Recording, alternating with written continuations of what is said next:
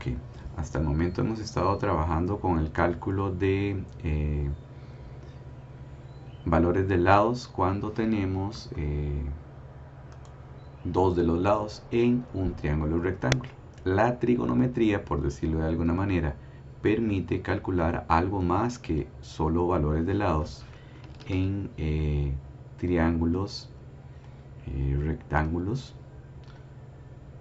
como se hacía en Pitágoras. Entonces, cuando tenemos un triángulo rectángulo como este que estoy dibujando acá, que desde luego que va a hacer falta pues ese triangulito, este ángulo recto o la indicación de un ángulo recto, hasta el momento siempre hemos podido relacionar las medidas de lados siempre que tengamos, no sé, algo como esto, 3, 4, y podemos calcular el tercero, ¿verdad? Que sería esa X. Eso ha sido básicamente lo que se ha trabajado hasta el momento. Siempre teniendo claro, ¿verdad? Que dados dos lados puedo calcular el tercero. Esos dos lados que me dieron pueden ser los dos catetos o bien un cateto y una hipotenusa. También podría suceder, tal vez no lo practicamos mucho, que tengamos solamente la medida de un cateto o la medida de una hipotenusa, pero en caso de que el triángulo rectángulo sea un isósceles, o sea, con dos catetos idénticos. Eso podría ser darse un caso, pero es un caso muy particular. Pero en términos generales, para poder llegar a un valor numérico específico, necesitamos forzosamente tener la medida de dos de los lados del triángulo rectángulo para poder calcular el tercero. Eso ha sido lo que se ha trabajado hasta el momento. Ahora bien, resulta que la trigonometría permite no solo establecer relaciones entre las medidas de lados, como es en Pitágoras de un triángulo rectángulo, sino también permite relacionar, ¿verdad? Mediante unas propiedades, las medidas de los lados con las medidas de los ángulos internos, en específico los ángulos agudos, que serían esos otros dos que podemos llamar en este caso el ángulo beta y el ángulo zeta. Entonces, vamos a poder establecer relaciones entre esas medidas de lados y las medidas de ángulos de triángulos rectángulos.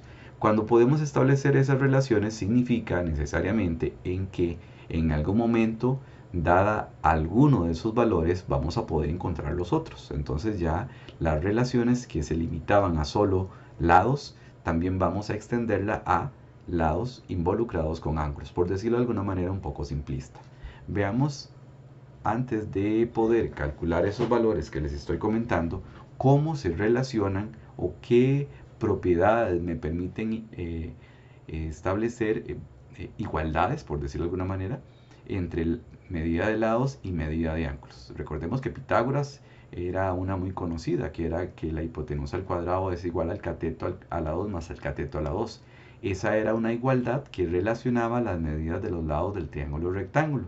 Entonces, resulta que ahora necesitamos establecer relaciones que permitan vincular lados con ángulos. Okay, cuando tenemos ese triángulo que está en la esquina superior derecha, notemos que hay dos catetos que están representados con la letra A y con la letra B. Hay una hipotenusa representada con la letra C y hay dos ángulos internos, beta y alfa, ¿verdad? Esos ángulos internos, recordemos que ellos suman 90 grados, ¿verdad? Puesto que si en un triángulo todos los tres son 90 y ya el del cuadrito es 90, entonces quiere decir que esos dos sumados tienen que medir 90. Bueno, son detalles importantes de comentar. De momento no los vamos a necesitar, pero sí es importante mencionarlos. Ahora, ¿qué más nos interesa saber? Nos interesa saber lo que llamaremos razones trigonométricas. Primero que todo, ¿qué es una razón? Pues una razón es, podemos relacionarla con el cociente o la fracción de dos cantidades. Entonces, una razón trigonométrica está asociada precisamente a eso, a un cociente. Sucede que vamos a poder hablar de razones trigonométricas de cada uno de esos dos ángulos, el ángulo beta y el ángulo alfa. Entonces vamos a hablar de la razón seno de beta, y el seno de beta va a ser igual, el seno de beta va a ser igual a lo que mide el cateto opuesto de beta, opuesto a beta, sobre lo que mide la hipotenusa. Entonces, esta parte de identificar opuestos a veces les causa inconvenientes, pero es importante hacerlo de manera eficiente. Ahora, ¿quién es el cateto opuesto a beta? ¿Quién está enfrente de beta? Muy importante, cuando ustedes ven el ángulo beta, o sea, este angulito que está aquí, tienen que observar que de un lado está la hipotenusa y del otro lado está un cateto, ¿verdad? Entonces, vamos a tener que de un lado está la hipotenusa, ¿verdad? Y del otro lado está el cateto. Entonces, este ángulo beta está formado por el cateto A y el cateto y la hipotenusa C. Ahora bien, ¿qué quedaría de esos lados? Pues el cateto B. Entonces, ese cateto B, que no forma el ángulo beta, se le va a llamar cateto opuesto. Entonces diríamos que el cateto opuesto de beta es B y la hipotenusa ya sabemos que es C. Entonces quiere decir que el seno de beta es igual al cateto opuesto a B sobre la hipotenusa, o sea, B sobre C. Vamos ahora con lo que llamaríamos el seno, pero ahora el seno, tal vez para hacer referencia y en resumen, ¿verdad? Porque también se puede hacer como resumen, vamos a utilizar una forma más compacta para referirme al seno y el coseno. Nada más voy a llamar sen beta es igual, seno de beta es igual a b sobre c. Es como para ser más compacto, ¿verdad? Seno de, ahora vamos a calcular el seno de alfa. Seno de alfa va a ser igual al que, al cateto opuesto a alfa sobre la hipotenusa. Aquí por abuso de lenguaje estoy diciendo cateto opuesto, ¿verdad? Bueno, ya sobreentendemos que cateto es una medida, ¿verdad? No vamos a visualizarlo solo como el segmento, sino como la medida de ese segmento. Entonces, seno de alfa va a ser igual en forma compacta como sen de alfa es igual. Y ahora bien, ¿quién es el cateto opuesto de alfa? Bueno, alfa está formado por, es un ángulo que está formado de un lado por la hipotenusa y del otro lado por el cateto B.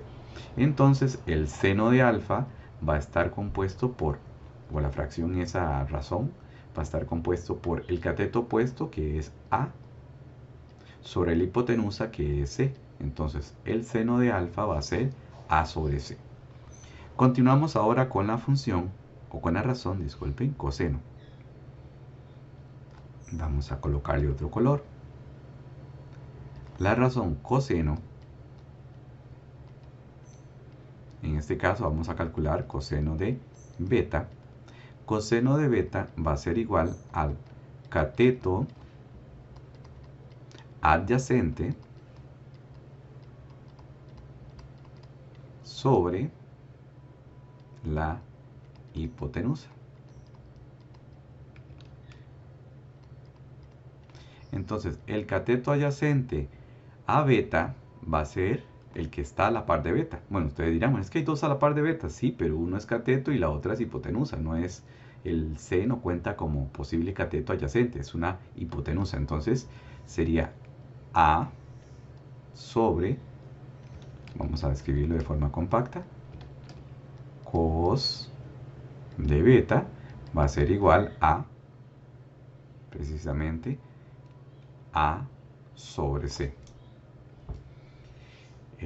Ok, continuamos. Consideremos, bueno, ahí falta una n, coseno. Vamos ahora con el coseno de alfa.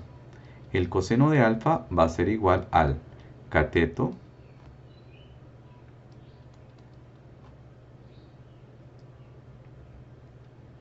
adyacente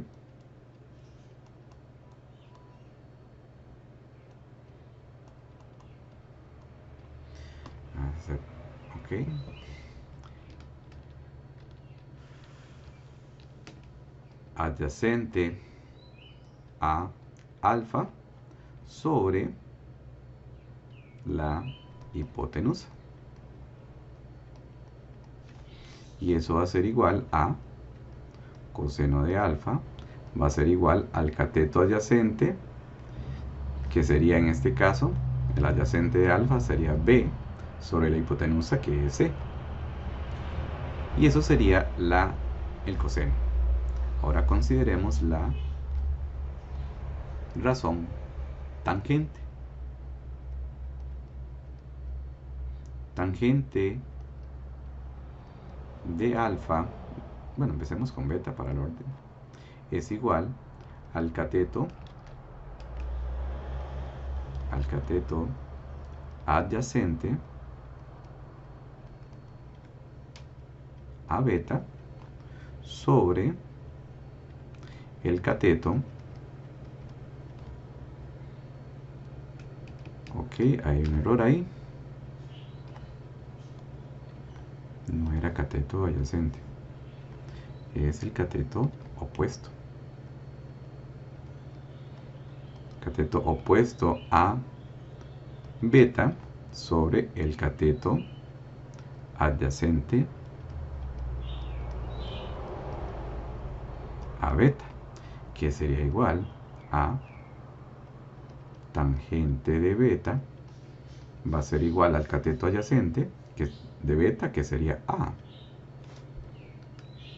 Opuesto, disculpe, que sería B, sobre el cateto adyacente, que sería A. Continuamos ahora con la tangente de alfa. La tangente de alfa sería igual cateto opuesto a alfa sobre el cateto adyacente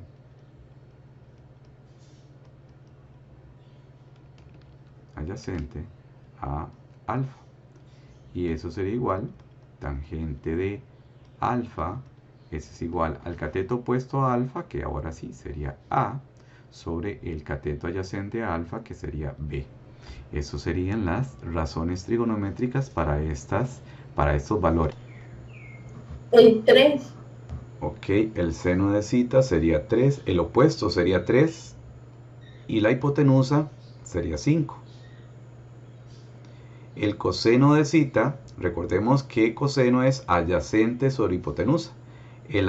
Zeta está aquí, el adyacente sería 4. Sería 4 sobre 5.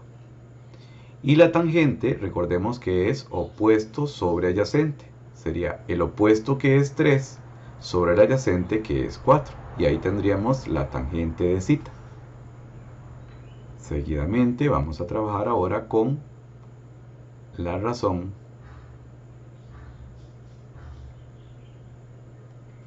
seno. Seno de beta. Seno de beta sería ¿qué?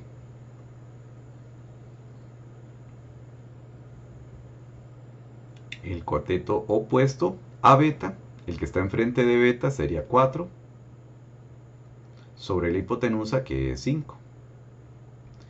El coseno de beta sería el cateto adyacente a beta, que es 3, sobre la hipotenusa, que es 5.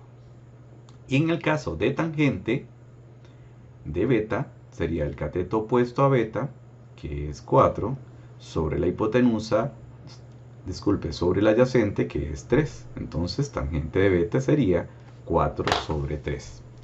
¿Estamos de acuerdo? Ok, veamos estos dos ejercicios. Ya vimos cuáles eran las respuestas del anterior. Ahora vamos a ver cuáles son las razones trigonométricas para esas solicitadas. Seno de 30. El seno de 30 sabemos que es el cateto opuesto. Ok, ahora veamos la respuesta de estas. Para las razones trigonométricas del triángulo anterior teníamos esos valores. Hay algunos que puede hacerse más. Vamos a ver este otro ejercicio que practicamos las razones y de una vez vamos a ir observando cuáles podrían ser unas aplicaciones de estas nuevas propiedades. Seno de 30. El seno de 30 sabemos que es el valor del cateto opuesto sobre la hipotenusa. El cateto opuesto a 30 es x y la hipotenusa es 10. Entonces seno de 30 es igual a x sobre 10. Posterior a eso lo que hacemos es, calculamos el coseno de 30. El coseno de 30 es el cateto adyacente, que es y, sobre la hipotenusa, que es 10. Y la última que tenemos que identificar es la tangente de 30.